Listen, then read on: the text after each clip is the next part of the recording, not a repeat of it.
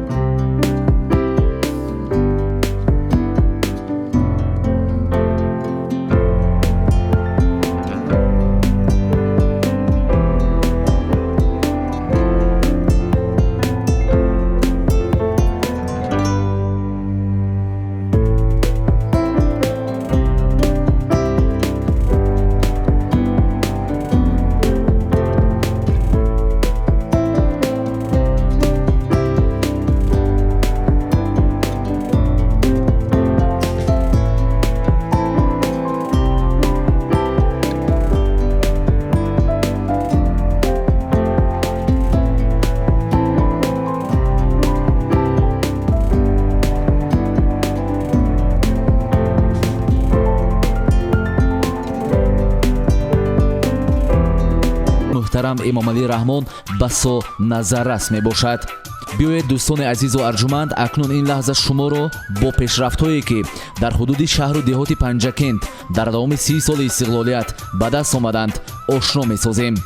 барномаи навбатии озмунии Тоҷикистон хонаи умеди мо дар ҳамкорӣ бо мақомоти иҷроии маҳаллии ҳокимияти давлатии шаҳри Панҷакент аз ҳудуди ҷамъияти деҳоти Халифа Ҳасан деҳаи Суфиён тақдиматон мешавад.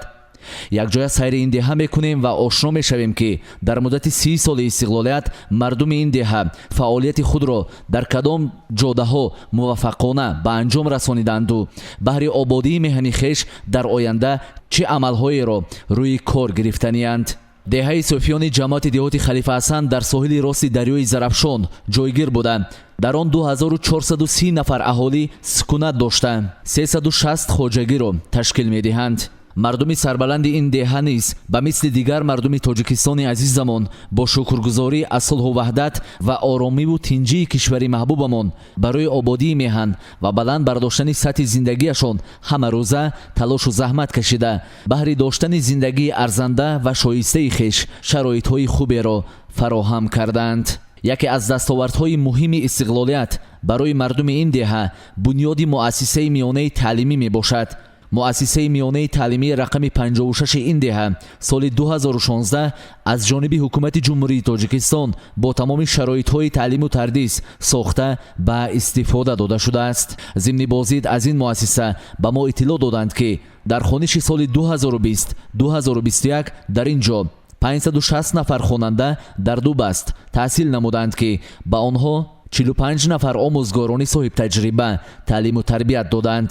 ин муассиса дорои 10 синфхона, ҳуҷраҳои фаннӣ, китобхона ва дигар имкониятҳои таълимӣ мебошад. аз байни хатмкардагони соли 2021 19 нафар хонандагон ба маркази миллии тестӣ бо муваффақият имтиҳонҳои худро супорида соҳиби унвони донишҷӯӣ гардиданд. ман Раҷабова Фароғат Файзуллоевна омӯзгори муассисаи таҳсилоти миёнаи рақами 56 мебошам. аз соли таҳсили 1994 инҷоне ки дар ин муассиса барои таълиму тарбияи насли наврас меҳнат ва кор ва заҳмат мебарам. соли 2016 ин муассисаи мо ба кор оғоз намуд ки дорои 10 синфхона, синфкабинетҳо ва китобхона иборат мебошад. хонандагони мо ҳама дар ин муассиса хурсандона ва хушҳолона ба таълиму тарбия фаро гирифта шудаанд ва самараи меҳнатҳои пешвои муаззами миллати мо мебошад ки дар бораи муаллимон, омӯзгорон ва насли наврас хеле фикр мекунанд, ғамхорӣ менамоянд ва самараи ғамхорӣ он кас мебошад ки дар тӯли солҳои дароз, яъне деҳаи мо соҳиби муассисаи нав набуд ва 2016 соҳиби муассисаи нав гаштем ва ҷавобан мо ҳамаи омӯзгорон ваъда медиҳем ки нисбати ғамхории пешвои муаззами миллат ҷавобан дар таълиму тарбияи фарзандон насли наврас кӯшиш ба харҷ медиҳем ки дар оянда барои гул шукуфтани ватани азизамон این کودک‌ها و خواننده‌ها سهم ارزنده خود را گذارند. بعد از بازدید خویش از مؤسسه مذکور ما راه پیش گرفتیم به سوی منزل یکی از عائله‌های نمونوی این دهه، عائله یعقوب کرامت الله و حاجیه گلزاده، تا بفهمیم که در قطار دیگر مردم سربلند دهه صوفیان اعضایان این عائله به چه کار و بار مشغولند و وضع زندگی عائلویشان در کدام سطح قرار دارد. من یعقوب کرامت الله زاده دهه صوفیان سال 1960 در همین دهه تولد شدم و سال 1967 صنف یکمی همین دهه به مکتبی همین دهه رفته خوانده، مکتب 8 ساله همین دهه به تمام کردیم. بعد ختم مکتب 8 ساله در همین مکتب همین دهه، مکتب که 8 ساله بود 10 ساله نبود، ما شهر رفتم مکتب بنابرای همون وقتی نتیجه کتبسکی به مکتب رقم 3 بخوانده، مکتب تمام کرده. بعد ختم مکتب خواستم که یونیورسیته و فاکولته شهرشناسی به داخل شدم، تقدیر نصیب نکرد، داخل شدن نتونستم. از اونجا برگشته بعد سال 1979 81 به خدمت حربی رفتم، 79 80 خدمت حربی تمام کرده آمده. از همون سال من در همین وقت کلخاز فعالیت کردیم. سر کارم با زمین دهقان عادی کار کرده آمدستیم. خدا بشکر سال 1981 با من این بانی محترم ازدواج کردیم، صاحب 5 فرزند هستیم. خدا بشکر 2 پسر و 3 دختر. پسرها همینجا خدا بشکر، یک دختر ما همینجا، 2 دخترای کلانی با عائله‌شون در مهاجرت و مهنت هستن. زندگی ما خوب از همین دهقانیتی روز ما گذاشته است. سطح زندگی ما مقدار پست نه، خدا بشکر همه چیز ما میرسد. کنجی امانی نبیره کنم 6 صاحب 7 نبیره. خدا بشکر کار و فعالیتون افتاد. در عین حال در همین خواجگی دهقانی مهنت آباد همچون ارنده‌تار کار و فعالیت داریم. این بهار من خدا بشکر چهره که میبینید بالا ها اونقدر نامساعد اومد، دهقانی کردیم، کم و بیش یقین داشتیم و کم و بیشش من رفتاست. کار و فعالیت زندگی ما خدا بشکر بد نیست. یعنی روزگار عائلوی شما از لحاظ اقتصادی پورا از حساب زمین است، نه؟ مهنت در زمین سر کار میکنید. سبب یا بگیم اساس پیوندی تقدیر شما با همسرتون کی بود؟ پدر و مادرتون یا انتخاب خودتون بود؟ من راستیگه انتخاب پدر و مادرم. چون که من در عائله فرزندی کلانه پدرم که بودم، پدرم میخواستم که یک کلینی خدمتگاری گپگیری نو داشته باشم. من از خویشاوندان خودشان من در وقت ازدواج کردم من در پخته چینی بودم. خبر رفت که پدرت زن می‌دادیم. من آمدم خدا بشکر من بانه دیدیم، معقول کردیم، نان نصیبت بوده است، تقدیر پیدا. من 40 سال بعد با هم زندگی کرده ایستاده‌ایم. های زندگی همه جا به خودش معلوم که بی‌گپ و گذار نمی‌شود، که گپ‌های سخت و وای نداشتیم. خدا بشکر از دیگر احترام می‌کنیم. این کس معلوماتشون کسبی تکنیک معلمه صنف‌های ابتدایی درس می‌دن. تا 15 سال بود کار کردیم. خدا بشکر هم دیگه فهمی داریم.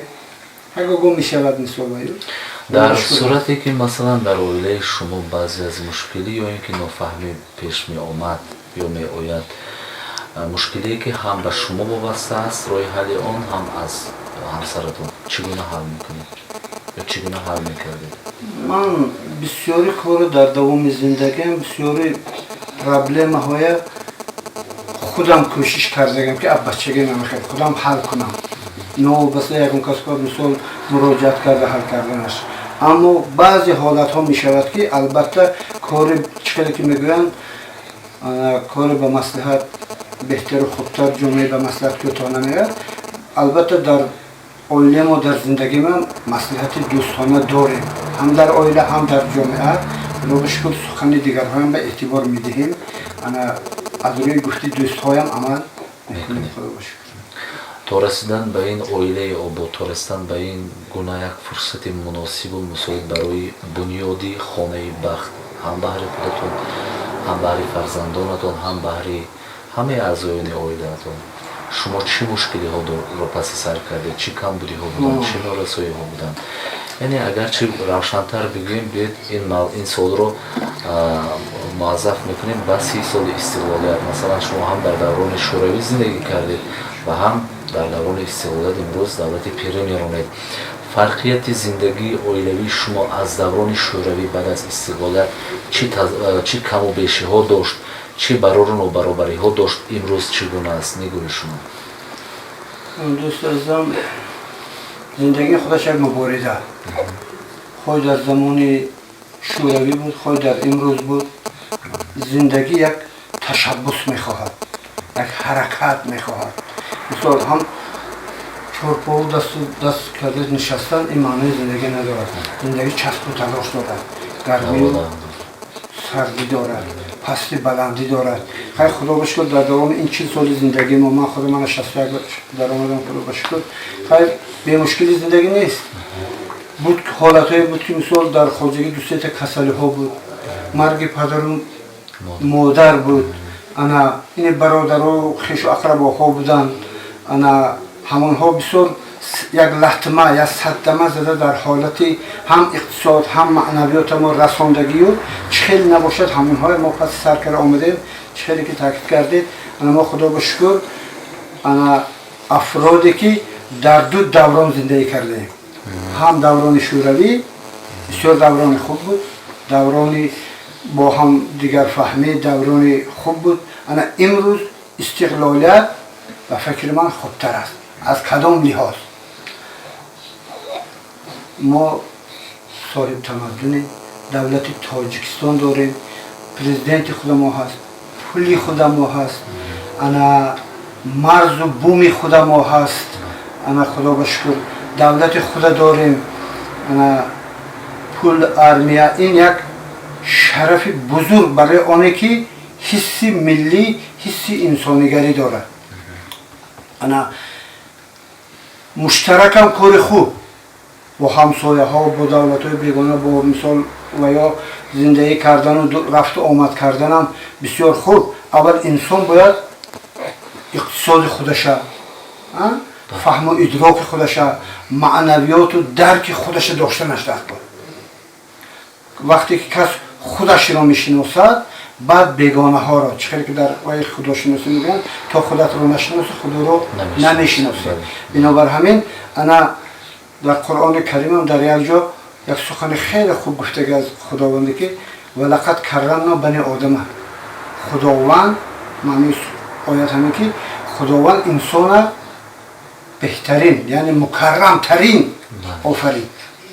اگر انسان شرف انسانیش حس کرده تاند، اگر شرف انسانیش حس کرده تاند و در حقیقت مکرم است.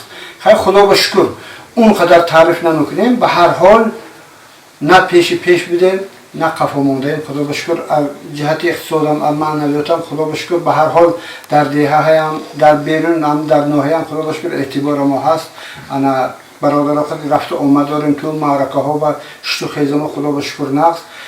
کوشش میکنیم که یک کس ما احترام کنه، در نوبت خود یک کس دیگر ما هم احترام کنیم. همین فهمیش و عقیده قطعی من بچه ها هم سرید سرخون با وای بیم کجا بشینیم گفتم استم که بچه ها همه وقت خودتون احتیاط کنید. اولش خودتون احتیاط، اگر انسان تو خودش سرشته نکنه، یک کس به یاردم کرده، یک کس به نصیحت کرده، دست راست کرده نمیتواند. اول حلال فکر کنید، سخن خوب استفاده کنید، به سخن بدم نمیشود. لیکن اول کوشش کنید که سخن نقص، معامله نقص، رفت و آمد، داد و گرفتی نقص قد شود. بعد که نشد جای لازم شود اگر استفاده کردن سخنهای لازمه لازم می شود. خب استاد میبینیم که نطق برو دارید، خیلی هم صمیمانه، مؤدبانه، خیلی هم با یک شیوه خوبی تاجیکی صحبت میکنید. کس این گونه انسان ها رو وقتی که میبیند از صحبتشان لذت میبرد و یک جهان معنی میگیره، خصوصا برای ما جوانان. шунидани ин гуна суҳбатҳо якҷоҳо маънӣ мебахшад аз лиҳози маънавӣ. ва лутфан бигӯед ки ин ҳама нутқи буро, ин ҳама лутфу самимият, ин ҳама оҳанги ширини тоҷикона сухан гуфтан аз куҷост? оё шумо бештари вақти худ китоб мехонед? ман гуфтам вақте кори хубам нею. худо ба шукр абачагиам зеҳни бурро доштам, мактаба нағз медидам, мактаба нағз хондагӣ. Дар давоми сол ман ҳолам давоми сол ба 20-30 китоб мехонам, китобхон. Ана бисёр мехостам ки дар мактабҳои оли хонда як соҳиби маълумот шаваму ақаллан муаллим шуда як 5-10 касба тарбиягар бошам. хай худо ба шукр ҳамисам бад не. ин баъзим сухандомуз хонданам ин аз ҳисоби мактаб. дар мактаби нағз хонда. маълум мешавад ки дар мактаби миёна хуб таҳсил кардед. оё ин таъсири фарҳанги шумо ба фарзандони шумо низ таъсиргузор буда? масалан нафаре аз фарзандони шумо ҳамин гуна маҳорати шуморо доро ҳастанд аз байни? худо ба шукр, худо ба ман духтарчи калоне ҳамин мушовири тайёр. нест, афсӯс ки нест. ин нешам мемонам хушидишам. бачакон ба таъсираш ин аввал не аз генетически гузаштагӣ худо ба шукр на раҳмат. ана ҳаст худо ба шукр. ана устод лутфан мегуфтед ки аз нигоҳи як мард чӣ гуна занро меписандад, бештар дӯст медорад? яъне шумо лутфан бигӯед ки зан бояд чӣ гуна бошад то ҳамеша мардаш ӯро дӯст дошта бошад, ҳамеша мардаш дар канораш бошад? яъне барои як мард чӣ гуна зан бештар писанд аст? дуруст мебахшед, ман аз пештар аз дуртар сухана сар кунам. агар беҳтарин офаридаи худованд агар хират бошад, агар баъди хират ба ақидаи ман ин зан аст. чунки зан ин олиҳаи зиндагӣ. ин зан аст ки ҳамон хиратро дар кафи даст гирифта тарбия карда ба олам болу пар мебахшад. хай аз он ҷумла зани моям худо ба шукр, ана занаки оқила, фаҳмишу идрока муаллима, ба ҳар ҳол маълумоташ ана худо ба шукр. ман аз ин кас розӣ. дар навбати аввал бояд мард зана ҳамчун олиҳаи меҳру вафо қабул кунад. ҳамчун мол ва ягон ашё напиндорад. ҳамчун аввал манбаи меҳру муҳаббату манбаи ҳаёт ҳисоб кунад зана. дар ҳамин ҳолат зан дар хонавода мавқеи худаша пайдо карда худо хоҳад, баъд маърифаташу донишаша худо хоҳад барои ҳимояи ҳамон оила аввал баъд ҷомеа худо хоҳад истифода мекунад. пас чаро устод на ҳама занҳо ба мардони худ писанд меояд? масалан мебинед ки 1 сол 2 сол онҳо хуб ҳастанд, ҳатто оилаҳое ҳам ҳастанд ки баъд аз 10-15 сол, ҳатто оилаҳое ҳастанд ки баъд аз соҳиби набираву келин шудан ҳам аз ҳам ҷудо шуданд зану шавҳар.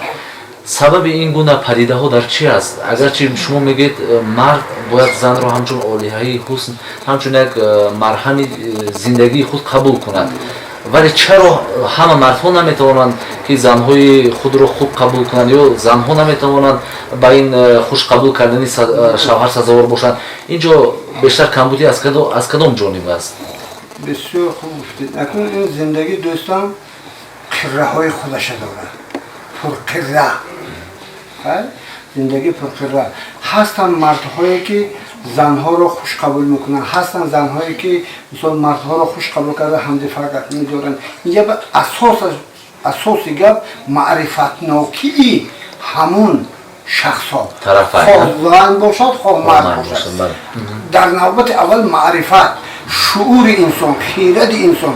агар ҳамин шуур, ҳамин хират дар ҳамон замири ҳамон афрод бошад, агар худо хоҳад вай бо гузашти мурури замон каму бес сайқал ёфта маънои худаша, яъне ҷилои худаша намудор мекунад. вагарна бо ҳамин сардамаҳою латмаҳою бо як камбудиҳою бо як баҳонаҳои ночизе ҳамин як кори нодурусте пайдо мешаваду боис мешавад ки оилаҳо пош хӯранд ё ки бадбинӣ сар шавад ё гапҳои қабеҳу як جنجال‌های ناشایسته ناجایزی که مثلا یگان موضوع معنای ندارن و سبب همین پریشانی اویلا شد. من واجه و گلزاده 28 ایون سال 1962 در اویل کورگا به دنیا آمده. سال 1960 مکتب ختم کردم. بعد از اون با آموزشگاهی میشم پنجگان داخل شدم. مکتبی 15 خونده تمام کردم. بعد از ختم مکتب با آموزشگاه داخل شده. سال 1981 ختم کرده. و خیلی دام گرفتیم و بعد 5 سال مثال زندگی وای بود که این کلانی خونه بودم همه وای مشکلات سر خودمو بوده که مرد شکست ریخت زندگی اولیوی همش در سر شما هم بود سر خودمو بود بعد نصیب کرده بود است که بعد از 25 سال بعد کار داخل شدم مکتبی 56 دهه صوفیان بود سنتی یاد گرفتم خیلی 4 سال بعد 4 سال باز خیلی بعد دیگه کار همالی مدرد تعلیمی مهنت و درسای صنف‌های ابتدایی بعدی از صنف‌های ابتدایی خب معلمه جان از روزهای اولی که شما مثلا به اویله شوهرتان آمده به حیث کلین از آن قصه کنید چه احساس داشتید؟ آیا از همون روز اول مثلا وقتی که شما وارد زندگی ایشان شدید خوشحالانه بود زندگی یا کمبودی ها نیز بودن مثلا نافهمی بودن آیا همین گونه مشکلات ها جای داشت؟ کمبودی بود همش توقف کنیم پس سر و بسیار هم مردکم نصیحت میکنم همیشه میگذارن با صبر و تحمل همش رو پس سر کردید شما از انتخاب خود پشیمان نیستید از آن که با شوهرتان وارد شدید؟ من خوشبخت هستم اساس خوشبختی خود رو شما در چی می‌بینید؟ مثلا با کدام دلیل میگید که شما خوشبختید؟ شوهر من فرزندم همه خوب هستن معلمه جان در جامعه ما جداشوی اویله‌های جوان خیلی زیاد به نظر میرسد شما سبب انامین بر وقت جدا شدن یا اصلا پاش خوردن اویله‌های جوان رو در چی می‌بینید؟ از نگاه شخصی شما مثلا چی پرابلم هست چی مثلا سبب است که همین اویله‌ها اصلا پاش میخورند؟ مثلا پیش از همه اویله‌ها سرپوش زندگی داریم پشتومان مثلا همه پشتومان راهبری کند همه زندگی باید نگاه کند بسیار کاری مایده شده باشد همون اگر سویزن زده کلیم به استاد یا تقیب کردن گرد همون کارا باید چی میشه؟ من همینو میدونم ده اساس یعنی شما گفتنید بیشتر عیب خوشتومان ها است خب شما مثلا صاحب کلین هستید وقت از اونی که با کلینتون یک کارو میفرمایید 2 مرتبه 3 مرتبه شاید بیشتر از اون ولی کلینتون هرچند کوشش میکنه ولی به تبع دل شما همون کارو انجام دادن نمیتواند شما در این گونه حالت چگونه با کلینتون مثلا برخورد میکنید؟ من کوشش کردم میگیرم من خیلی میشه گفته همراهشون کارم میکنم بچه نمیکنم همانی خیلی میشه من خیلی گفته فقط دوستانی خوبه؟ خیلی وای نمیکنم دقلی نمیکنیم من مثال من خستم من دخترچه کینم باکچه رفته که بودیم در پرتش کردیم مونده شدم من سر خودم خمیره کردم من با این دخترچه برای دستگیری کلین ها این چیزا میفهمیم دیگه فهمی شود ما یعقوب خورشیده سال 1992 9 فوریه در همین خانه در همین دهه به دنیا آمدم من فخر از آن دارم که چنین پدر چنین مادر چنین عائله دارم من خوشبختم خودم را خوشبخت میکنم فرزند 4 عائله هستم در بین یک اکو و یک دادر به دنیا آمدم دختر خردی هستم من چنین تمنا دارم چنین و پدرم گفتنیم که پدر در صداقت بوده بکنه در رفاقت بدتر از آینه ای سپیدار بلندی پایدار میبرم نام تو را با افتخار من حضرت فرحمد سال 2001 در مکتبی همین دهه تحصیل نموده سال 2011 مکتب را ختم نمودم سال 2012 در عائله اینا به حیث کلیم آمدم من خوشبختم صاحب 3 فرزند از پدر و پشتمانم میندارم فخر میکنم که در آیله اینها کلین شده 9 سال بازو زندگی داریم. مناسبت آیله اما خدا به شکر نه، پدر جانم مادر جانم همه وقت در زندگی ما را دستگیری میکنم. پشتمانم خواهرسم دادرسم کلین ها ما مناسبت خوب در زندگی. Kıyılar uçuşlar, pişman batonun giften olmak, sarfa barika horeyman, edom şasoftan olmak, yakar fudar bar zabanım, alfanya doktan olmak, dastan girişti baba babu, to şeyveyle raftan olmak, tasaçı manziyasi öz tohatam rast doramastız. ҳамчунин мардуми сарбаланди деҳаи суфиён барои таъмин намудани хеш бо оби нӯшокӣ бо роҳбарии раиси маҳалла қурбонов тоҳир хати оби нӯшокиро сохта ба истифода доданд ки хати мазкур барои таъмини 344 хоҷагӣ бо оби нӯшокӣ имконият фароҳам кардааст.